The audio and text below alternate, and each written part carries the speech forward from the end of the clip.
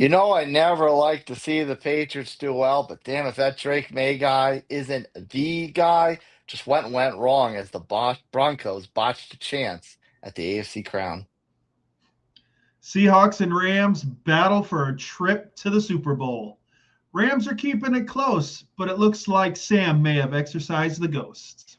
Who's going to the Super Bowl? Let's find out as it's Championship Sunday here at Sunday Scaries with Buccs McGee.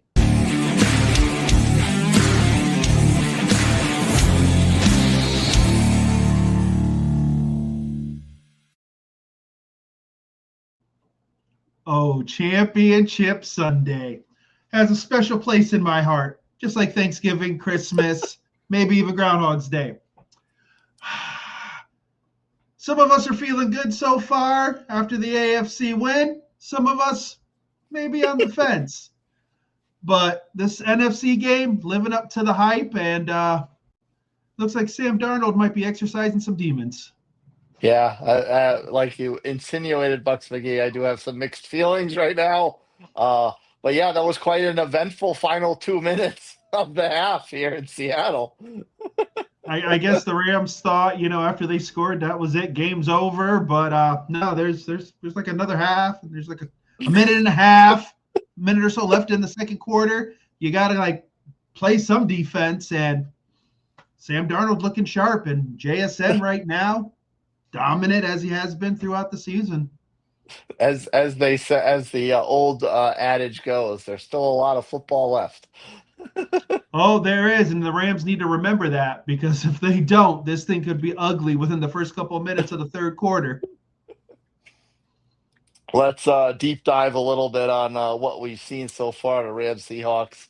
I think, first of all, the big storyline is just the fact that the quarterbacks are indeed gunslingers in this one.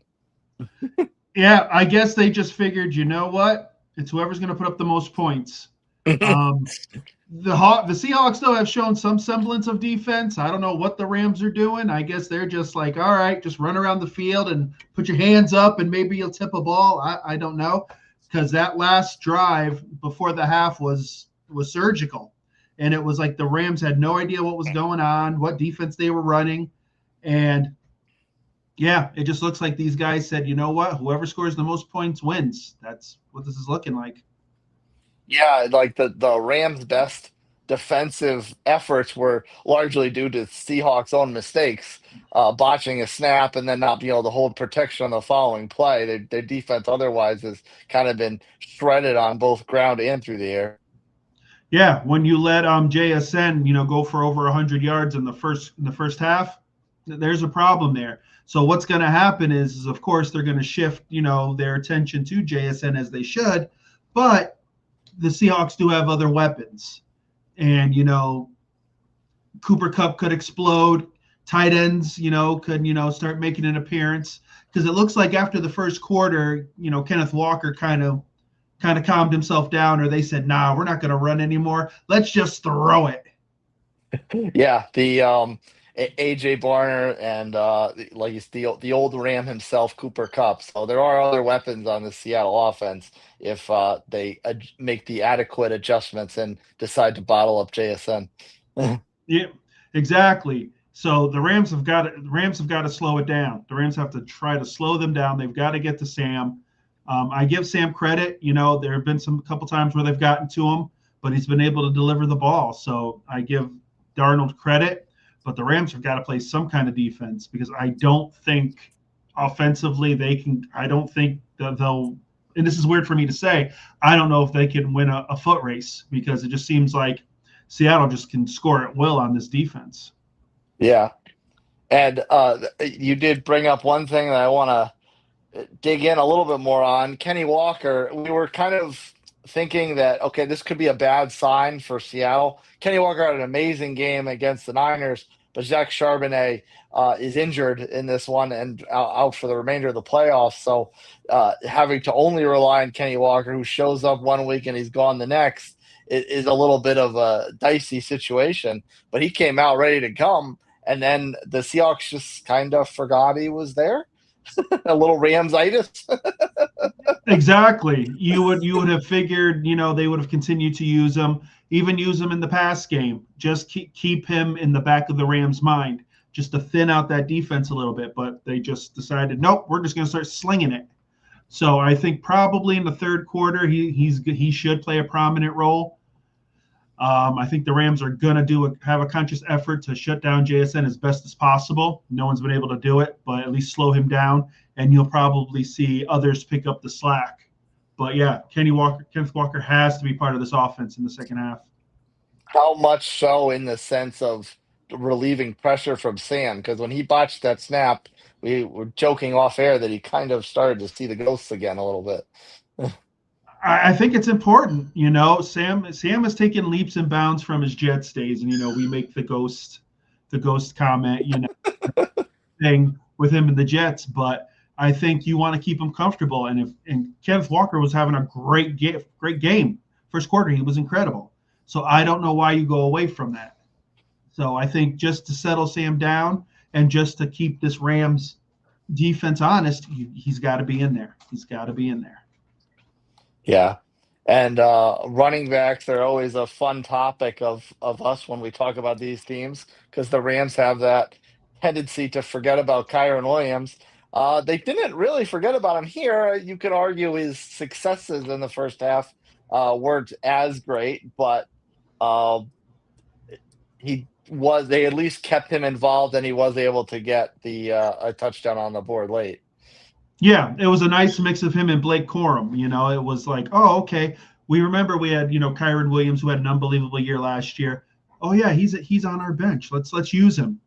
So it was a nice mixture of both of those guys, and they're going to have to continue to do that in this game. They're going to have to.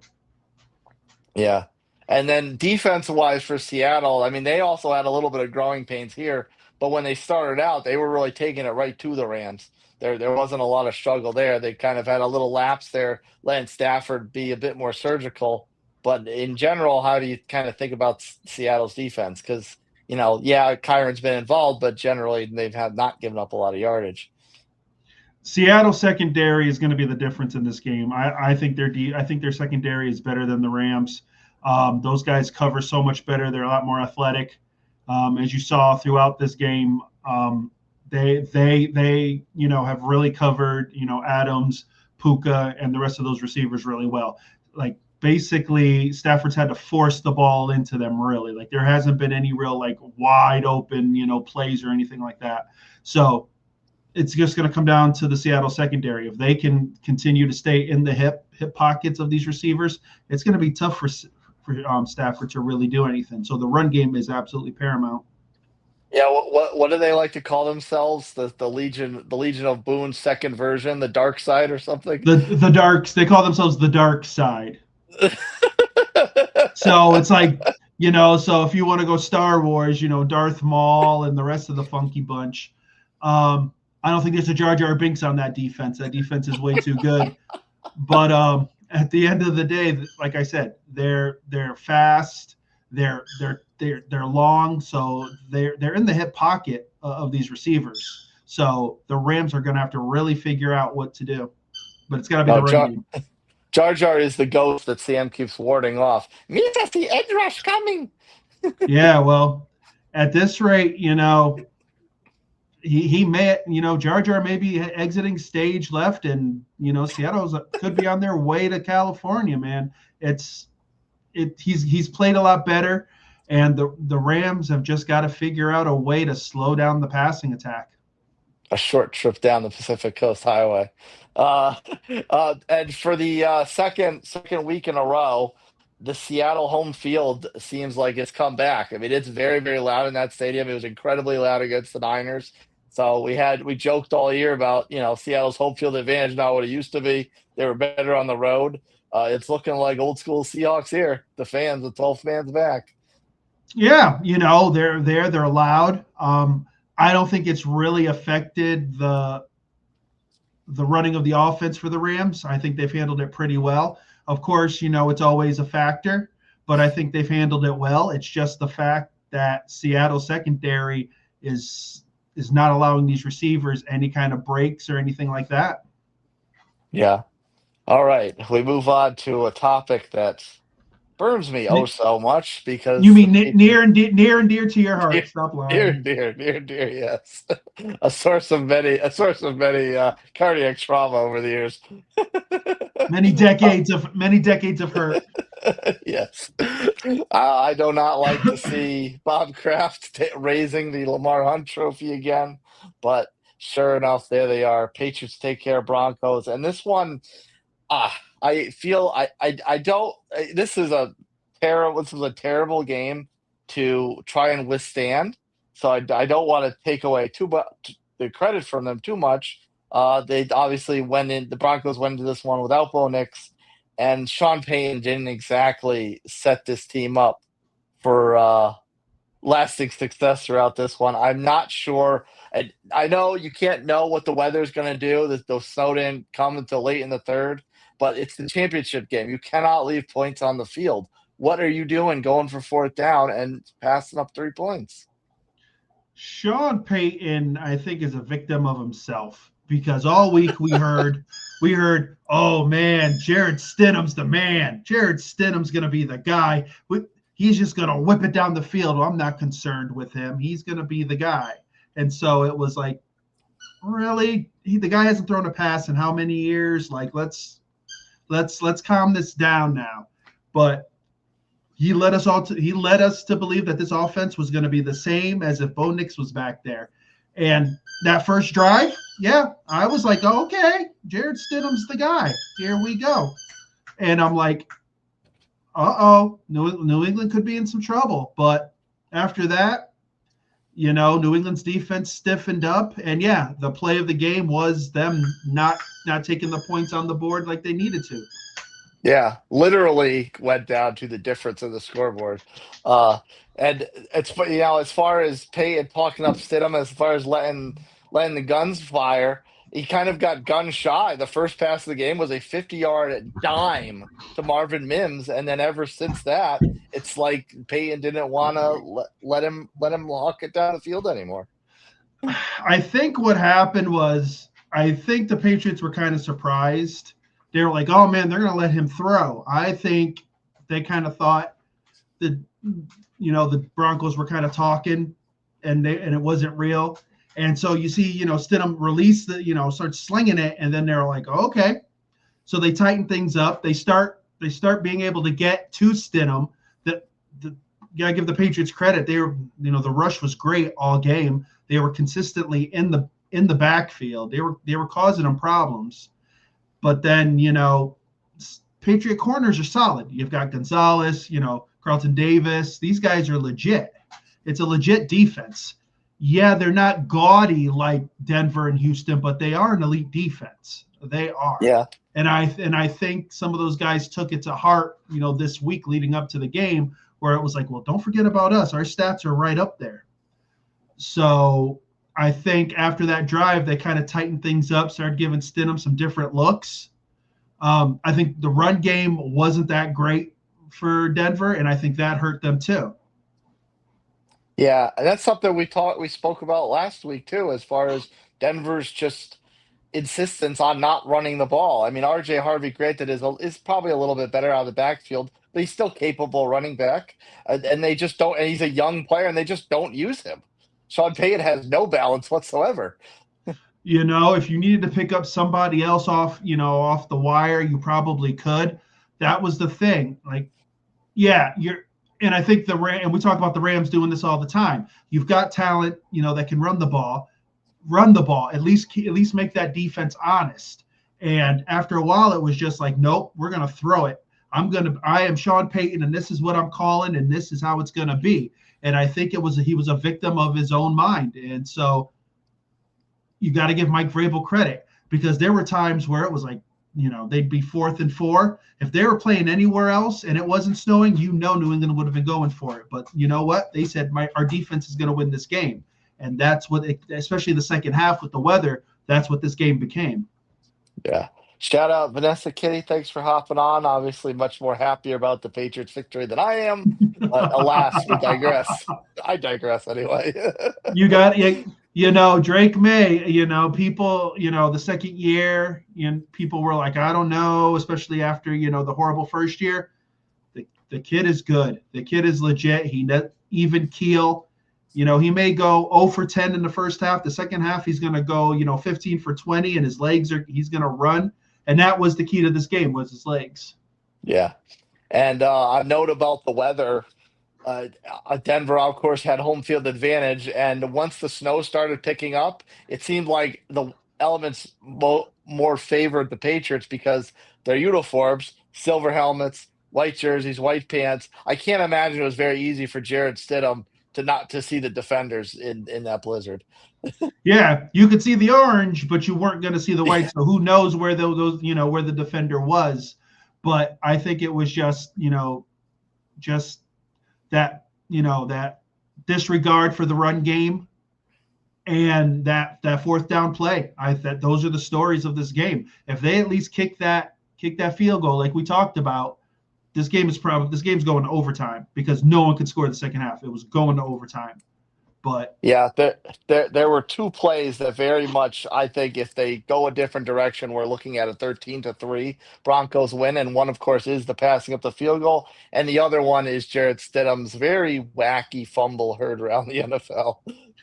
You mean whether it was first it was intentional grounding, and then we didn't know that they were reviewing it even after that.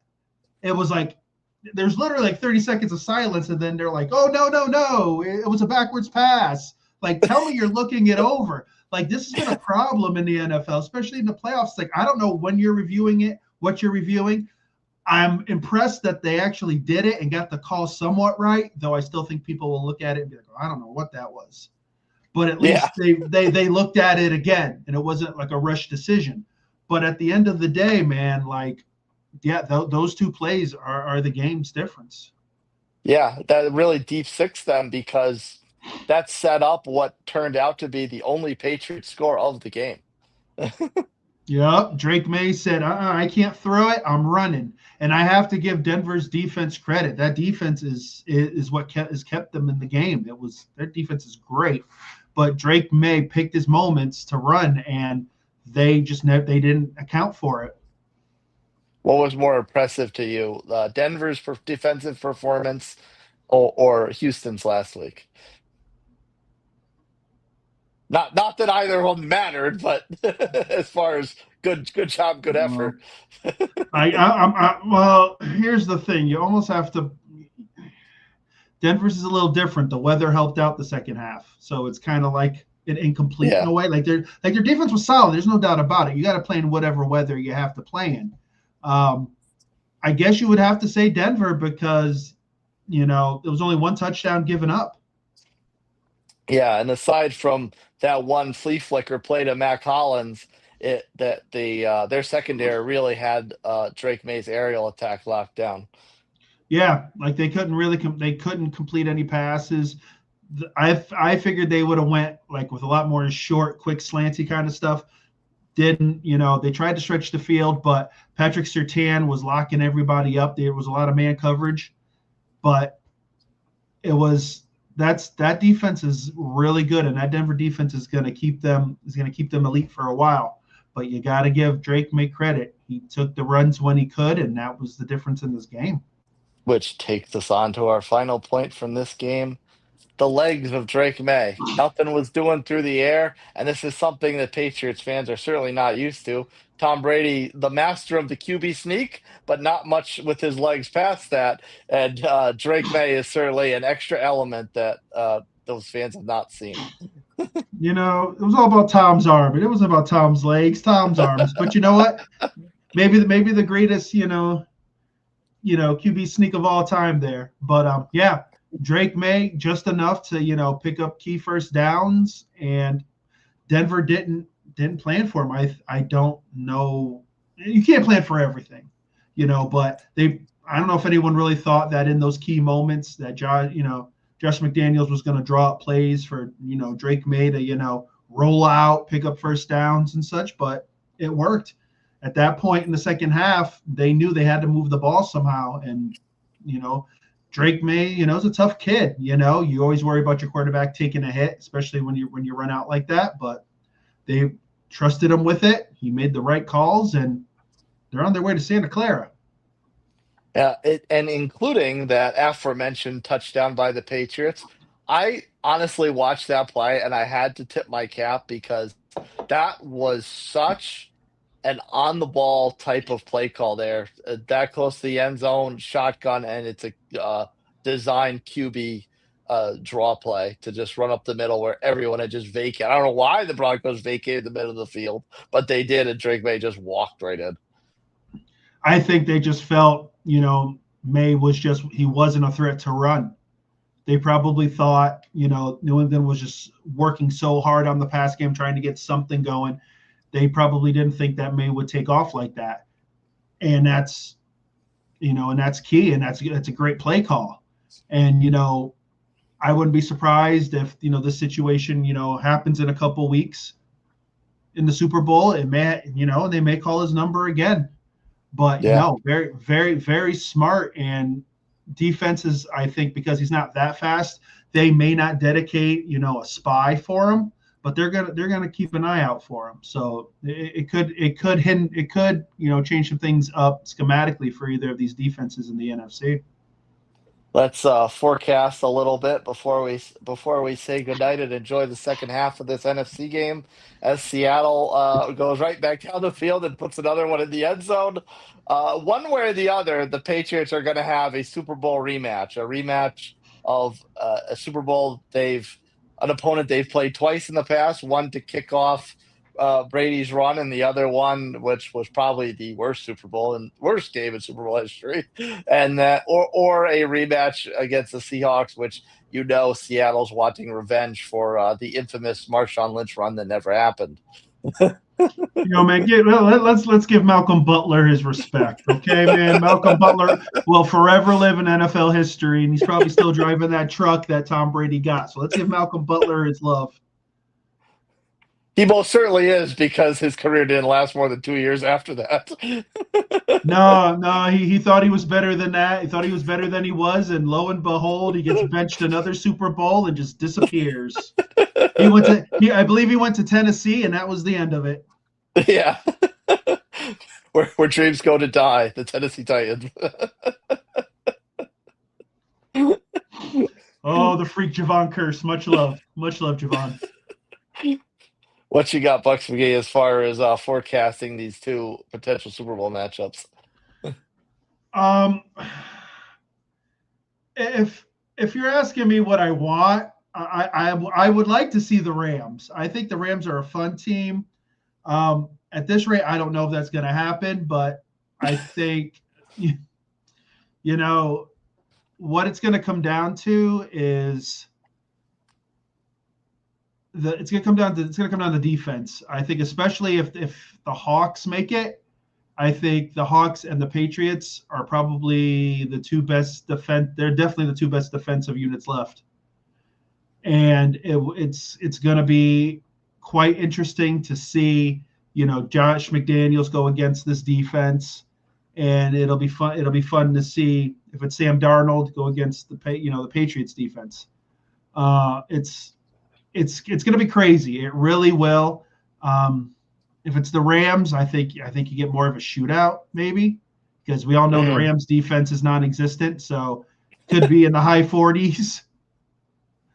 But I think either way, I think it's definitely going to be a refreshing game. The Patriots defense likely a source of many of Sam's Jets ghosts that to be excised. That's true. Sam might have looked at it today and said, "That's who I want to play. I need to exercise the demons, and it's got to be New England. It's got to be New England." And sometimes you gotta be careful for what you wish for, because right now, if the Pats go on to play the Hawks and win, Mike Vrabel's the first guy ever to win a Super Bowl for the team he coaches for and the team he's played for. So there's some history there to be made. Indeed, and much more history ahead of us. Buccs McGee, Championship Sunday is in the books. Or take us off air with your final thoughts from this final weekend prior to Super Bowl 60. Wow, we're on the cusp of the finale of this season, and it's been a fun one. It's really been fun, and it's Championship Sunday is always bittersweet because there's one more game left, but Gotta give the Patriots their flowers. Congratulations. It doesn't have to be pretty. Like I always say, you got to be 1 point better. They were 3 points better. The Rams have got to figure their lives out if they want to continue on this journey, because right now Sam's forgotten the demons and the ghosts, and the Hawks could be on their way to Santa Clara.